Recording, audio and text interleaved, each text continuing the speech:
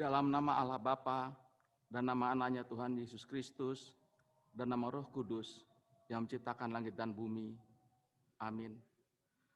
Berjaga-jagalah dan berdoalah supaya kamu jangan jatuh ke dalam pencobaan. Hati-hatilah dan berjaga-jagalah sebab kamu tidak tahu bila manakah waktunya tiba. Haleluya. Marilah kita berdoa.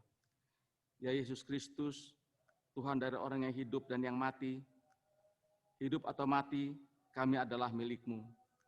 Walaupun kami berjalan di bawah lembah kekelaman, kami tidak gentar, karena Engkau menyertai kami. Maut atau kubur tidak dapat lagi menahan kami, karena Engkaulah Tuhan yang menyelamatkan kami. Kini kami datang memohon kepadamu. Kami menyerahkan roh dan tubuh kami, karena hidup ataupun mati, Engkaulah yang punya kami. Tuntun dan tolonglah kami dengan pengorbanan-Mu, supaya kami memperoleh hidup yang kekal. Amin. Bapak dan Ibu sekalian, kita akan membaca firman Tuhan yang terambil dari Matius 25 ayat 31 sampai 46. Saya akan membacakannya untuk Bapak dan Ibu sekalian. Matius 25 ayat 31 sampai 46, penghakiman terakhir. Apabila Anak Manusia datang dalam kemuliaannya dan semua malaikat bersama-sama dengan Dia, maka Ia akan bersemayam di atas tahta kemuliaannya. Lalu semua bangsa akan dikumpulkan di hadapannya, dan Ia akan memisahkan mereka seorang daripada seorang, sama seperti gembala memisahkan domba dari kambing. Dan Ia akan menempatkan domba-domba di sebelah kanannya, dan kambing-kambing di sebelah kirinya. Dan Raja itu akan berkata kepada mereka yang di sebelah kanannya, "Mari, hai kamu yang diberkati oleh Bapa-Ku, terimalah kerajaan yang telah disediakan bagimu sejak dunia dijadikan. Sebab ketika aku lapar, kamu memberi aku makan. Ketika aku haus, kamu memberi aku minum. Ketika aku seorang asing, kamu memberi aku tumpangan. Ketika aku telanjang, kamu memberi aku pakaian. Ketika aku sakit, kamu melawat aku. Ketika aku di dalam penjara, kamu mengunjungi aku." Maka orang-orang benar itu akan menjawab Dia, katanya, "Tuhan, bila manakah kami melihat Engkau lapar dan kami memberi Engkau makan, atau haus dan kami memberi Engkau minum? Bila manakah kami melihat Engkau sebagai orang asing dan kami memberi Engkau tumpangan, atau telanjang dan kami memberi Engkau pakaian? Bila manakah kami melihat Engkau sakit atau dalam penjara dan kami mengunjungi Engkau?" Dan Raja itu akan menjawab mereka, "Aku berkata kepadamu, sesungguhnya segala sesuatu yang kamu lakukan untuk salah seorang dari saudaraku yang paling hina ini, kamu telah melakukannya untuk aku." Dan Ia akan berkata juga kepada mereka yang di sebelah kirinya, "Enyahlah dari hadapanku, hai kamu orang-orang terkutuk, enyahlah ke dalam api yang kekal, yang telah sedia untuk iblis dan malaikat-malaikatnya. Sebab ketika aku lapar, kamu tidak memberi aku makan. Ketika aku haus, kamu tidak memberi aku minum. Ketika aku seorang asing, kamu tidak memberi aku tumpangan. Ketika aku telanjang, kamu tidak memberi aku pakaian. Ketika aku sakit dalam penjara, kamu tidak melawat aku." Lalu mereka pun akan menjawab Dia, katanya, "Tuhan, bila manakah kami melihat Engkau lapar atau haus, atau sebagai orang asing, atau telanjang atau sakit, atau dalam penjara, dan kami tidak melayani Engkau?" Maka Ia akan menjawab mereka, "Aku berkata kepadamu, sesungguhnya segala sesuatu yang tidak kamu lakukan untuk salah seorang dari yang paling hina ini, kamu tidak melakukannya juga untuk aku." Dan mereka ini akan masuk ke tempat siksaan yang kekal, tetapi orang benar ke dalam hidup yang kekal. Demikianlah firman Tuhan. Berbahagialah orang yang mendengarkan firman Tuhan serta memeliharanya dalam hatinya. Amin. Kita bernyanyi.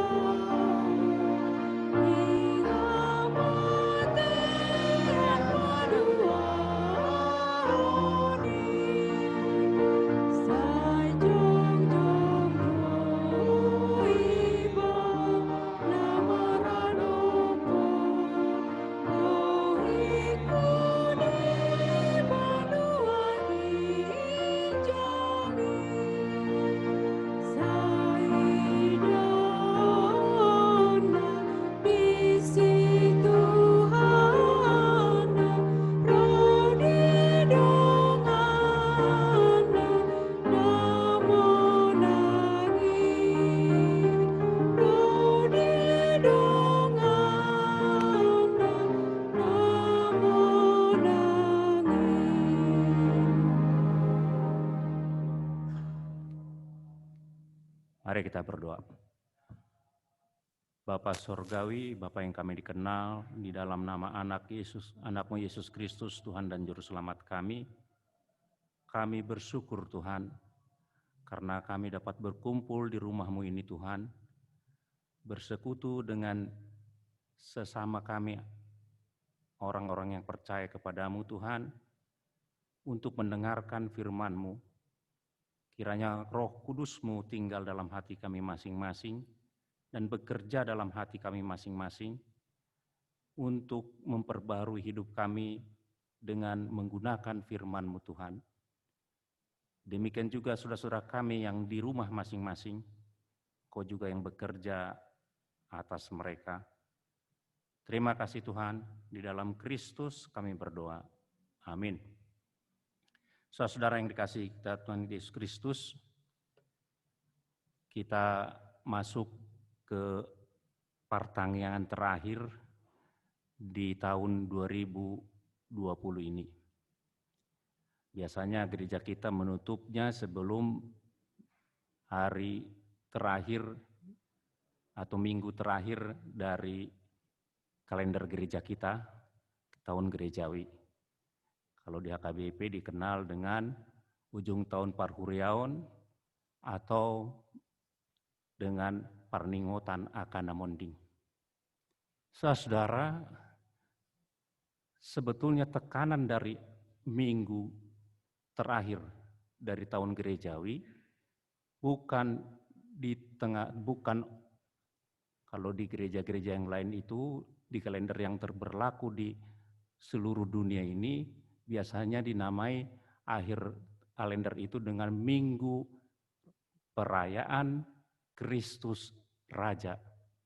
Jadi di situ ditekankan Yesus yang telah mengalami mulai dari Advent, kalau kita lihat dari Advent perjalanan, jadi siklus kalender gereja kita itu adalah siklus kehidupan Tuhan Yesus Kristus.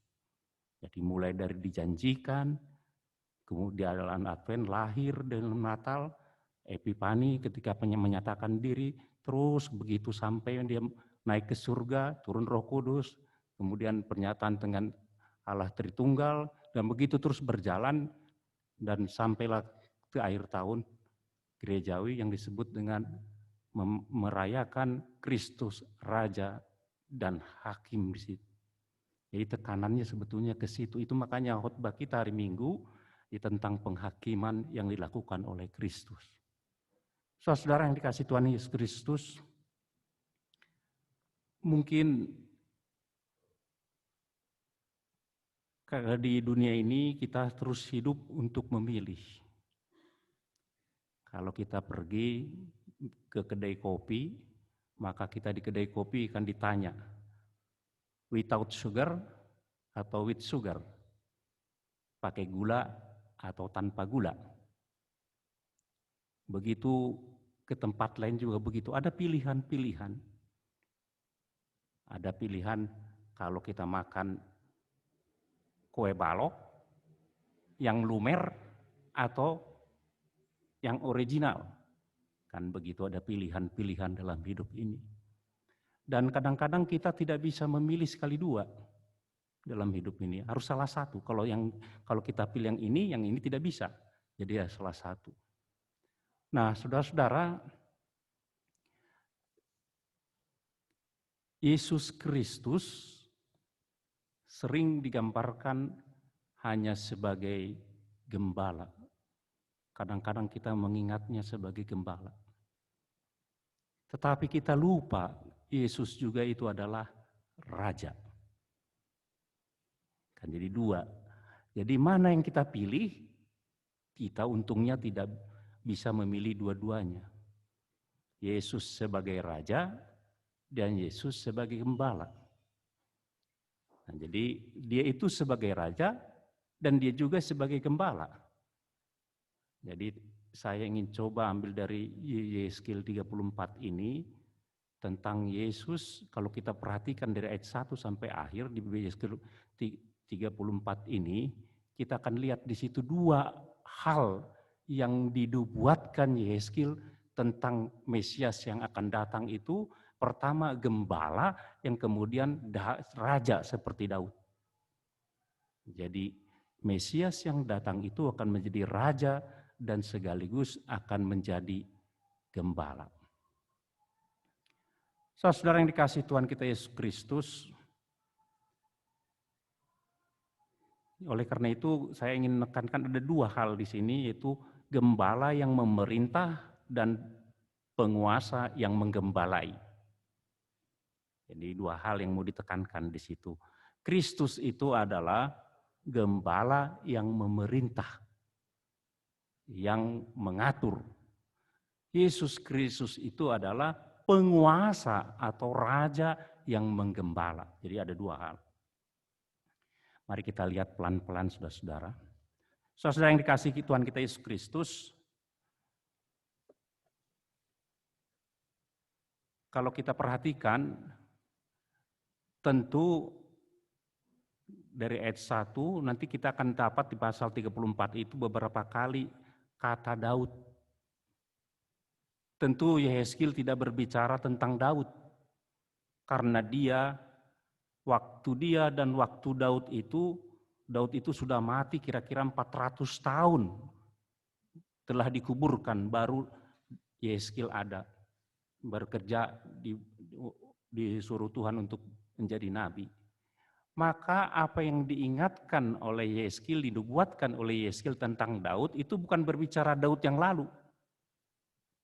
Pasti adalah Daud yang dinubuatkan, yang adalah Mesias di waktunya akan datang. Jadi kalau dibicarakan di situ tentang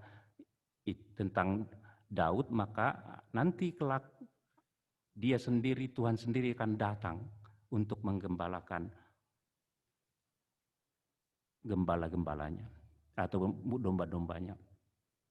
Saudara, kenapa hal ini terjadi?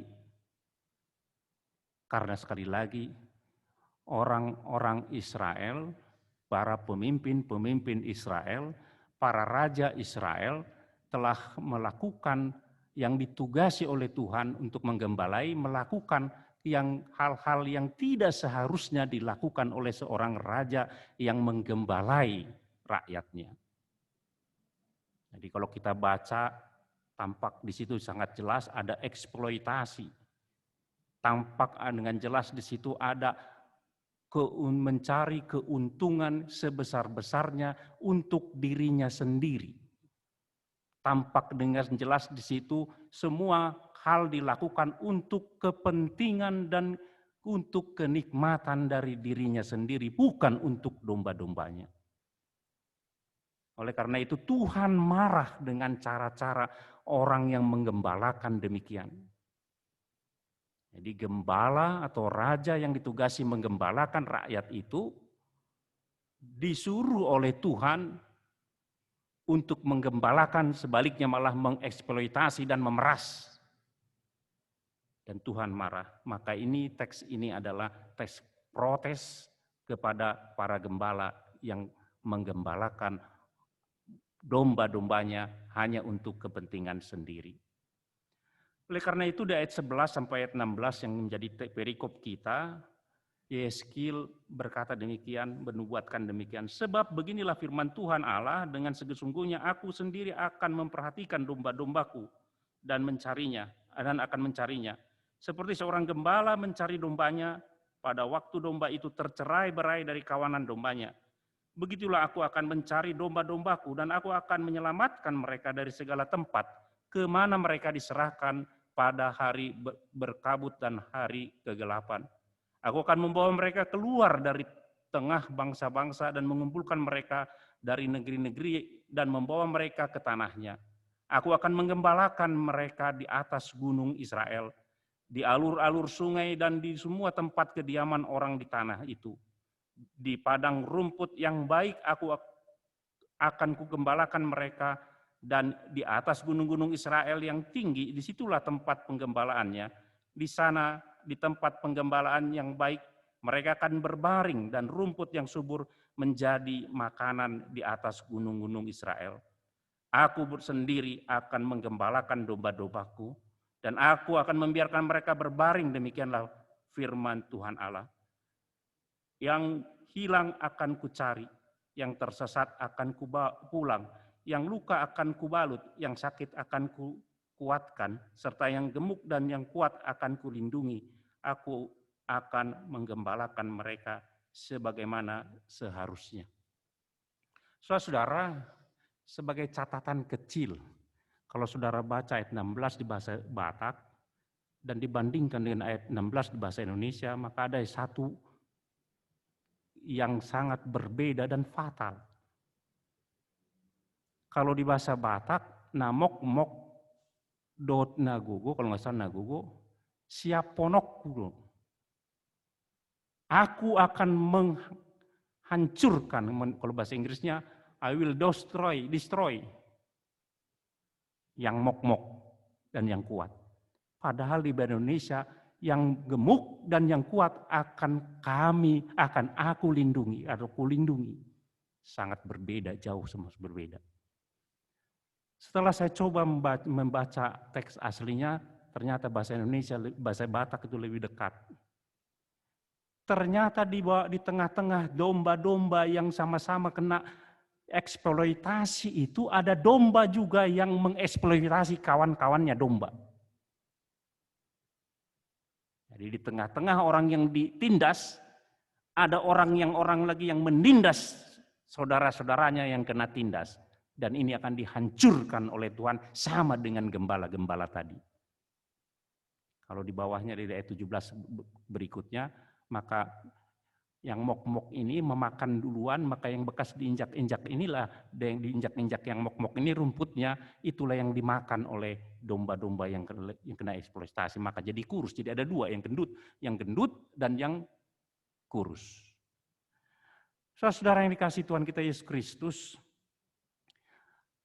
para raja, para pemimpin di dunia ini, kalau kita perhatikan, sangat jarang sehebat apapun melakukan segala tugasnya tanpa mementingkan dirinya. Ini tampak dari raja-raja orang Israel, dari raja-raja orang Yehuda, maka jelas di situ di sejarah itu demikian. Tetapi yang dijanjikan oleh Tuhan, dinubuatkan oleh Yehezkiel, bahwa Tuhan sendiri akan turun. Tuhan sendiri akan menggembalakan. Dan dia sendiri yang akan turun tangan karena raja-raja yang diberi tugas, karena para gembala yang diberi tugas, karena para imam yang diberi tugas, karena para nabi-nabi yang lain yang diberi tugas itu. Semua melakukannya dengan tidak setia kepada tugasnya. Maka haruslah Tuhan sendiri yang membawanya atau menggembalakan umatnya. Sebagai orang Kristen, kita mengerti ini adalah sebagai Tuhan yang menggembalakan melalui Yesus Kristus. Dalam teks kita ini dicoba diterangkan bagaimana Tuhan menggembalakan. Bagaimana dia menggembalakan? Yang pertama, bahwa dia tidak mementingkan nyawanya sendiri. Ya, dia tidak mementingkan nyawanya sendiri. Kalau kita mungkin, kalau pertama sekali seorang gembala, maka gembala diserang oleh binatang buas, maka pertama sekali kita akan menyelamatkan diri kita. Peduli amat dengan domba-domba itu. Yang penting diri kita sendiri dulu selamat. Tetapi gembala yang dijanjikan itu adalah yang berani kehilangan nyawanya. Yaitu Yesus Kristus yang turun dari tahtanya, tahta sorgawinya, turun ke dunia ini, dan dia menjadi salah satu dari kita. Bahkan dia kehilangan nyawanya demi untuk menyelamatkan kita. Inilah gembala yang baik, saudara-saudara. Patron, teladan dari para gembala. Teladan dari kita orang tua yang menggembalai anak-anaknya, teladan dari para guru yang menggembalai murid-muridnya, teladan dari para pendeta yang menggembalai jemaatnya, teladan dari si tua yang menggembalai jemaatnya. Semua yang mempunyai ditempatkan Allah domba-domba di bawah dia. setiap orang mempunyai domba-domba yang harus digembalakan, yang ditempatkan oleh Tuhan di bawah kita untuk digembalai. Itu yang pertama, saudara-saudara. Maka patron yang pertama, kita harus meneladani Kristus, gembala yang baik. Yang kedua, saudara-saudara, katanya gembala itu akan membawa untuk membaringkan di tempat rumput yang hijau kalau di Mazmur 23, dan di sini juga di rumput makanan-makanan yang baik. Bagi kita mungkin sekarang ini sangat mudah. Karena kita melangkah sedikit ke sana ada rumput. Melangkah kita ke sana sedikit ada rumput lagi. Tetapi firman Tuhan ini berkata, di budaya dan di daerah yang jarang rumputnya,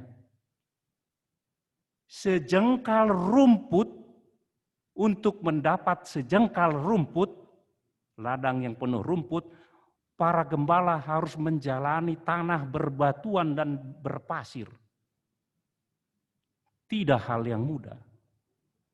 Dan kita sering memikir gini, kalau Mazmur 23 itu kita dituntun ke tempat yang enak sekali, seolah-olah langsung dimasukkan ke tempat yang enak. Padahal sekali lagi, untuk sampai ke situ gembala harus menuntun domba berjalan di tanah berbatuan dan sampai ke situ dalam waktu yang cukup lama dan menyakitkan. Maka saudara-saudara, walaupun gambarannya sebegitu indah, tapi sekali lagi penggembalaan dari Tuhan kita itu kadang-kadang harus melalui bebatuan agar akhirnya sampai ke tempat yang betul-betul menyenangkan, betul-betul membahagiakan, betul-betul menyegarkan. Tetapi banyak yang dilewati. Begitu apanya. Bahkan gembala itu tahu nama kita masing-masing katanya. Kalau di Yohanes, gembala itu tahu kita masing-masing namanya. Kenapa? Ini gambarannya gembala zaman dulu. Gembala zaman dulu itu adalah gembala yang dombanya tidak terlalu banyak. Kalau kita pernah pergi ke Australia, gembala zaman sekarang modern ini tentu banyak sekali dombanya. Dan gembala itu mungkin tidak akan mengenal domba-dombanya. Kalau zaman dulu karena bilang hitungannya sedikit, maka dia mengenal setiap domba dan dia mengenal setiap mana ciri-cirinya dombanya. Saya ingat dulu ada setiap pagi harus lewat dari depan rumah saya waktu di Barus, gembala kerbau. Kerbaunya itu ada kira-kira 10 ekor karena dia gembala punya orang dititipkan ke dia. Ada yang namanya Sitabanas, ada yang namanya Sitaspen, ada yang nama-nama tabungan dia bikin. Dia kenal itu mana Sitabanas. Dia kenal mana itu Sitaspen. Dia kenal semua. Dan Tuhan juga kenal dengan kita semua yang ada pada kita ini. Semua yang dia kenal karena dia adalah pencipta kita dan penyelamat kita. Maka Tuhan kalau dikatakan dia sendiri akan menggembalakan kita, dia akan menuntun kita. Yang kemudian saudara-saudara katanya dia akan meletakkan di tempat yang aman, begitu. Kalau sekarang gampang gembala membuat tempat aman, ya bikin aja kalau kita nonton film animasi Shaun the Sheep. Kan Shaun the Sheep itu kan ada pagarnya kan. Jadi domba itu ditutup pakai pagarnya, itu di Inggris itu. Ditutup, maka ada anjing penggembala di situ yang menggembalakan domba itu. Kalau tuannya mah di rumah aja. Ada tutupnya, tapi waktu itu tidak ada pagar dan gembala harus menggembalakan, harus mempertaruhkan nyawanya. Dan dia tahu harus kemana daerah yang berduri, jangan-jangan dimakan oleh domba rumput yang berduri, jangan-jangan diminum oleh domba air yang kotor. Tuhan akan menggembalakan kita. Dia memberi kita makan. Kristus menggembalakan kita. Dia tidak hanya menyelamatkan dan menjaga kita, dia juga memberi kita makan. Makanan kita adalah firman Tuhan. Kristus memberi kita air. Dia membasuh kita dengan basuhan kita, yaitu baptisan kudus, yang membuat roh kita menjadi segar dan selamat oleh roh ketika kita dibaptiskan. Tuhan kita adalah gembala. Maka yang penting yang harus kita ingat, kalau Tuhan adalah gembala, maka kita harus berani memberikan diri kita untuk digembalai. Biarlah Dia menyerahkan hidup kita, mempercayakan hidup kita untuk digembalakan Dia. Janji Tuhan dalam teks kita ini luar biasa hebatnya. Dan itu nyata di dalam Kristus. Saudara, sayangnya penekanan Tuhan sebagai gembala kadang-kadang terlalu kuat. Sehingga kita kadang-kadang menganggap gembala itu orang yang halus. Kan kalau kita lihat lukisan itu, Yesus adalah gembala yang baik, maka mukanya itu sangat teduh, pegang tongkat. Tapi saudara perhatikan dulu tongkatnya. Tongkat gembala di Palestina itu melengkung di atas. Untuk apa? Jika domba menjauh sedikit, maka dia ada menarik lehernya. Jadi ini kadang-kadang kita lupa di sini. Dia tarik lehernya, kembali kau. Kan begitu. Dan gembala seperti Daud, dia ada katapelnya. Itu gembala di Palestina dulu. Kenapa? Kalau semakin terlalu jauh, maka kadang-kadang perlu dikatapel. Supaya balik lagi. Tapi tekanan kita kadang-kadang terlalu yang enak-enaknya saja. Sehingga kalau ada si tua yang agak keras sedikit, parmahan duhamu. Mulu parmahan ikon lambok-lambok do. Tetapi parmahan juga ada tongkatnya yang bengkok di atasnya. Bahkan paus itu tongkatnya begitu. Kalau bapak-bapak gereja dulu begitu tongkatnya dia. Belengkung. Itu bertanda untuk ditarik.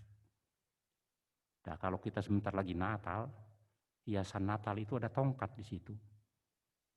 Yang melengkung. Itu mengingatkan kita, Tuhan itu gembala kita. Yang lahir di Bethlehem itu adalah gembala kita. Dan kita diminta untuk menyerahkan diri kita untuk digembalai Dia. Karena Dia tahu nama kita, Dia memberi makan kita, bahkan Dia telah menyelamatkan kita. Itulah nubuatan Nabi Yesus. Kiranya Tuhan menguatkan kita. Amin. Silakan.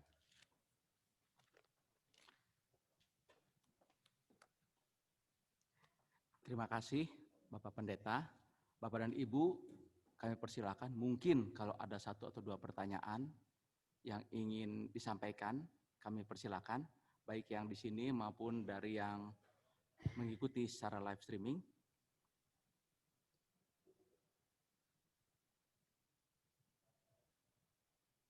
Atau yang ada di sini, bila ada pertanyaan, kami persilakan.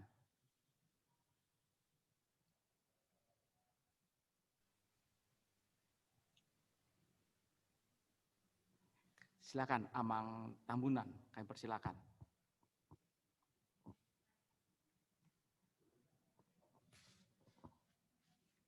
Terima kasih. Di sini dikatakan bahwa Tuhan Yesus sendiri yang akan mengembalakan dombanya dan akan mencari yang sesat. Kita tahu pada keadaan sekarang ini banyak domba yang pindah ke lain hati. Apakah kemudian Tuhan Yesus akan mencari mereka atau seperti apa? Kira-kira itu pertanyaan. Terima kasih. Terima kasih. Mungkin ada 1 lagi, kami persilakan supaya sekaligus dijawab oleh Amang Pendeta.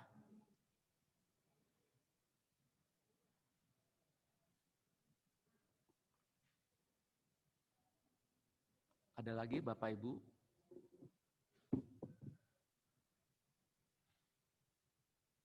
Kelihatannya ada lagi Bapak Pendeta, kami silakan.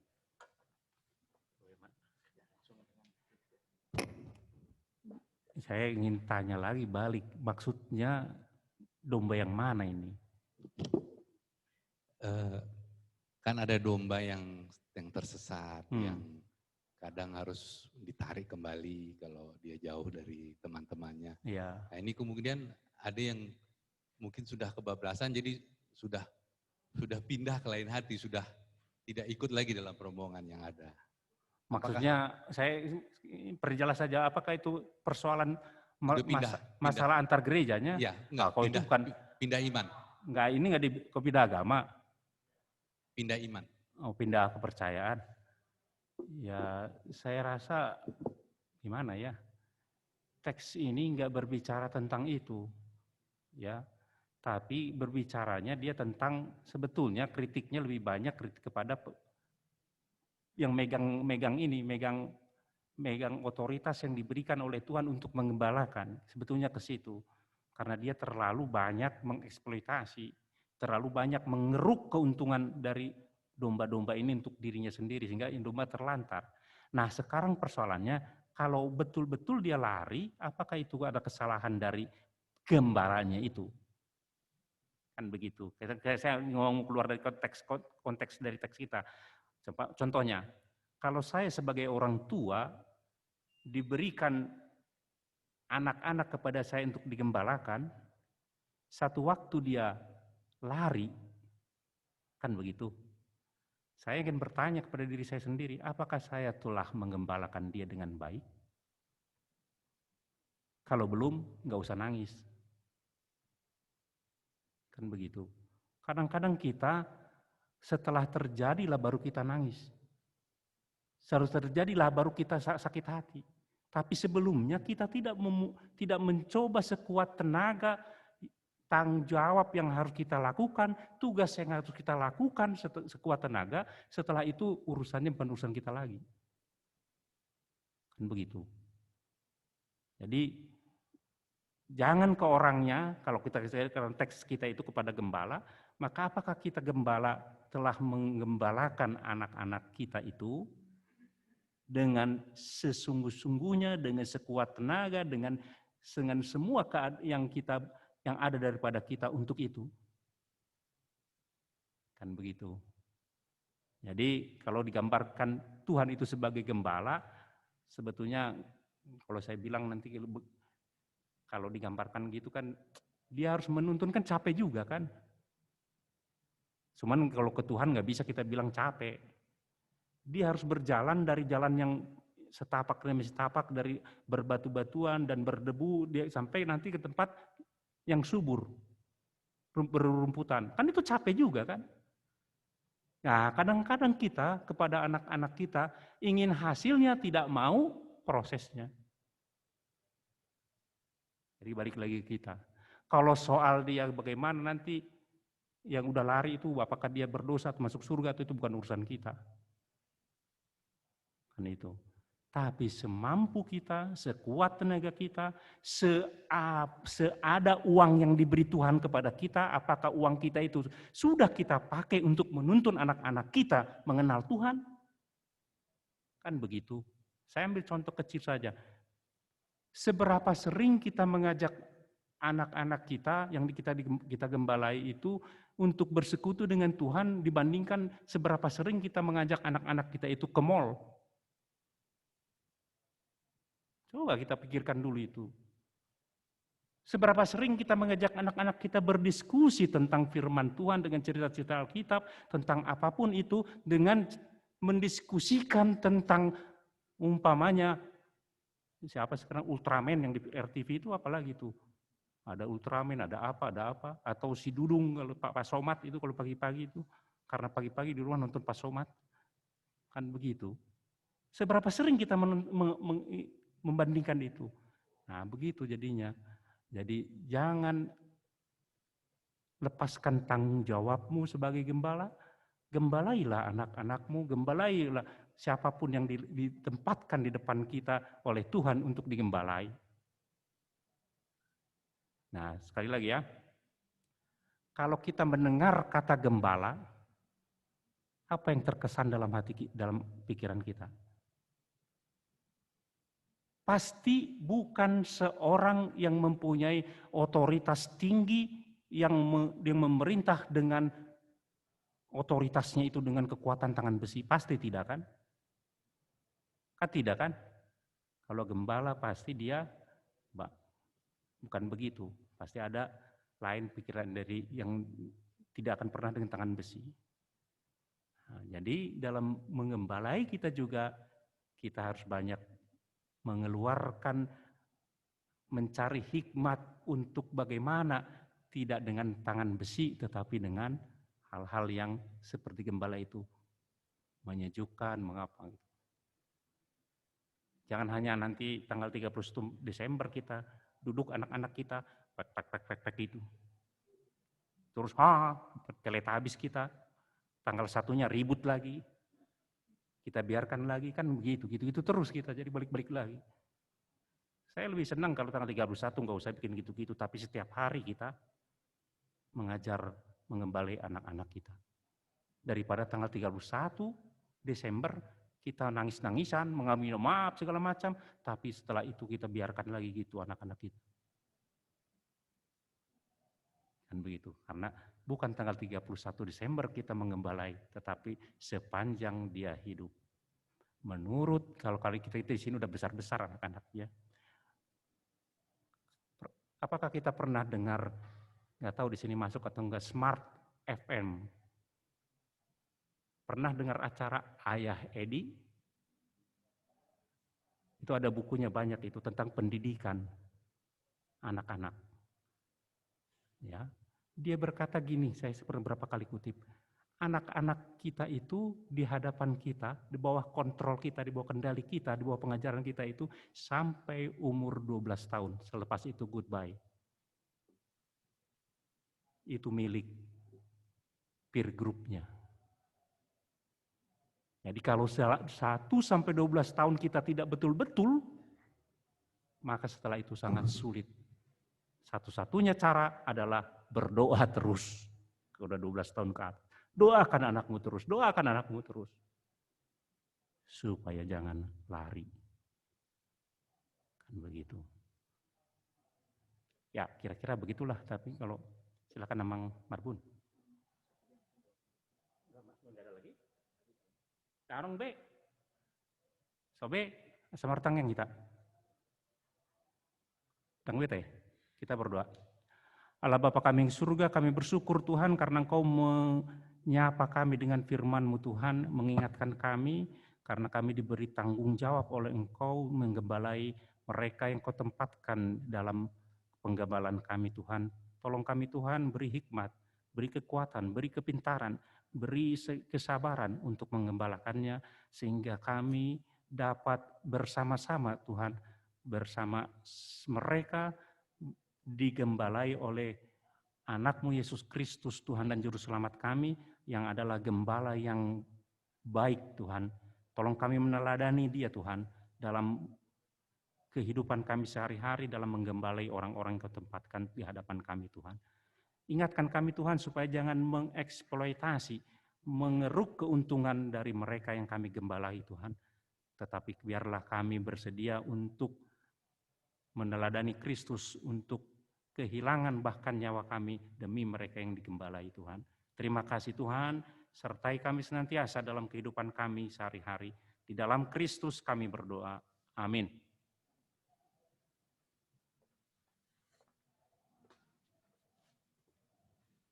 Kita bernyanyi.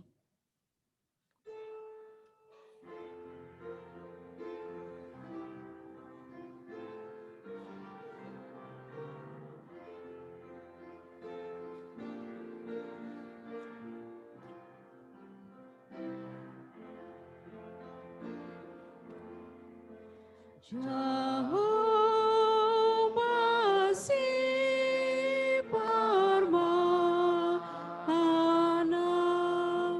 dan nahurangannya tungun di bar nalung magi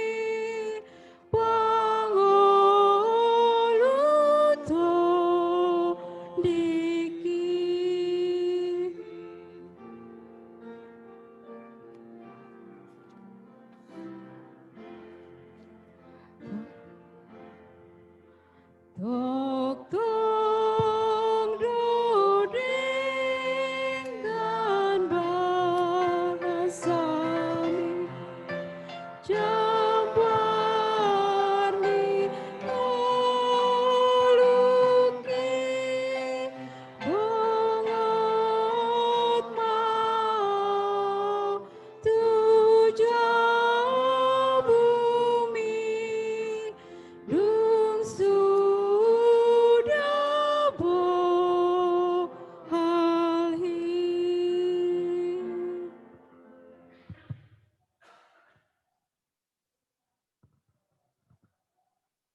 Kita berdoa.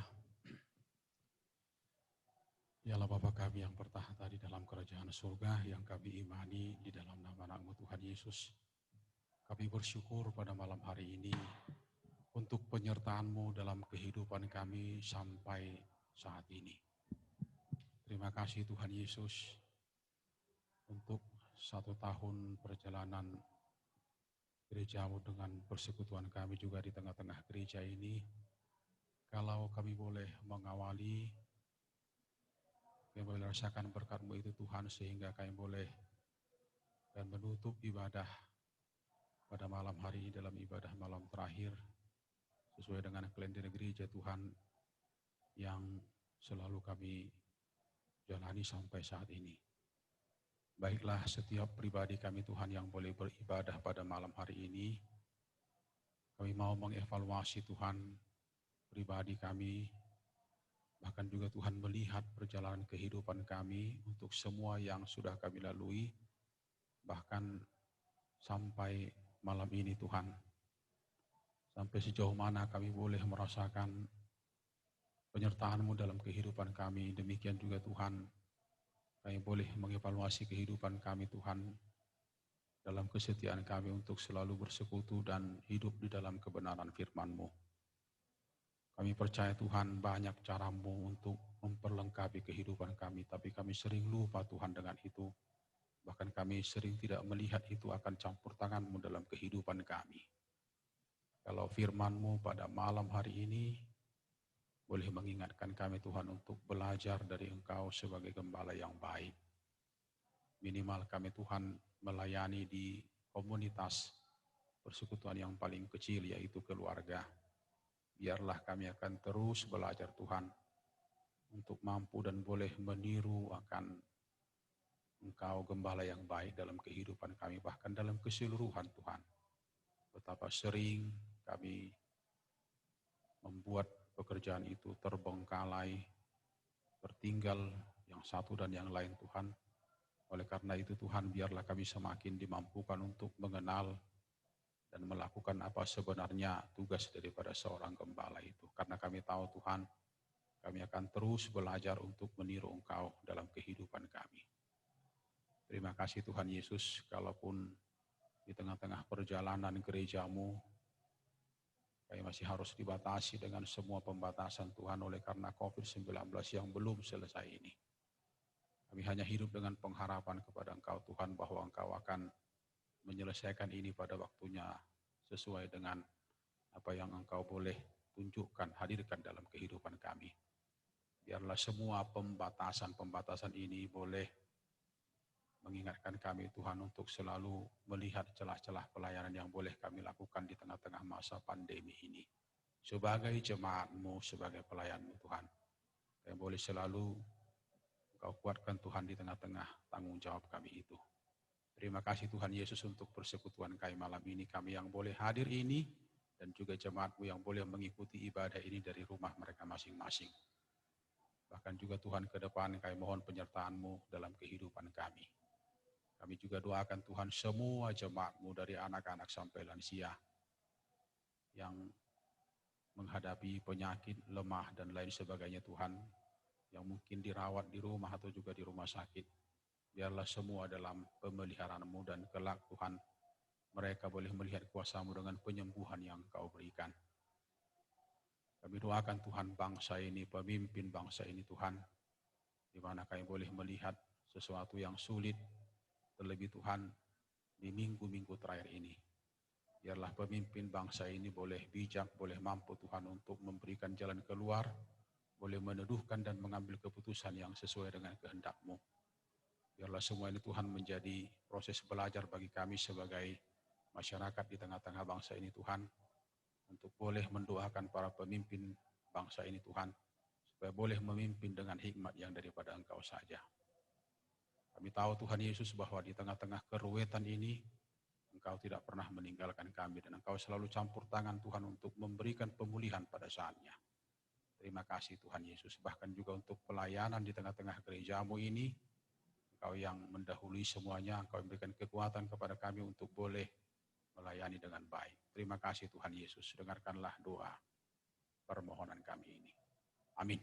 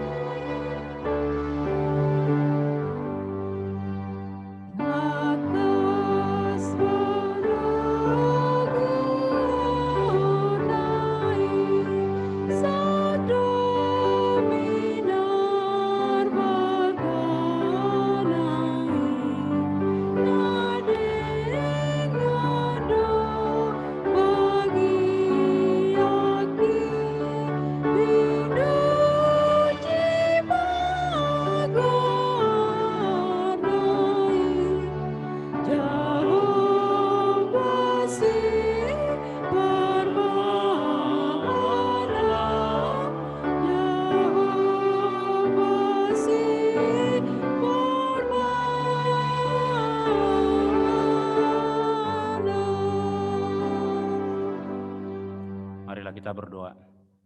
Yalah Bapa kami yang di surga, kami mengaku bahwa Tuhan adalah sumber dari segala karunia yang melimpah dalam kehidupan kami masing-masing. Sebagian dari karunia itu kami serahkan kembali sebagai persembahan kepada Tuhan. Terimalah dan berkatilah persembahan umat-Mu ini, agar dapat kami pergunakan untuk pekerjaan dan pelayanan kerajaan Tuhan di dunia ini. Bukalah hati kami untuk mengenal betapa banyak berkat dan karunia yang kami peroleh dari Tuhan, supaya kami senantiasa bersyukur kepadamu, di dalam nama Yesus Kristus Tuhan kami. Amin. Kita sama-sama berdoa dan doa Bapa kami. Bapa kami yang di surga, dikuduskanlah nama-Mu, datanglah kerajaan-Mu, jadilah kehendak-Mu di bumi seperti di surga. Hari ini makanan kami yang secukupnya, dan ampunilah kami akan kesalahan kami, seperti kami juga telah mengampuni orang yang bersalah kepada kami. Dan janganlah membawa kami dalam cobaan, tetapi lepaskanlah kami daripada yang jahat. Karena Engkau yang punya kerajaan, dan kuasa, dan kemuliaan sampai selama-lamanya. Amin. Kasih karunia Tuhan kita Yesus Kristus, dan kasih Allah Bapa, dan persekutuan Roh Kudus, kiranya menyertai kamu sekalian, sekarang dan sampai selama-lamanya.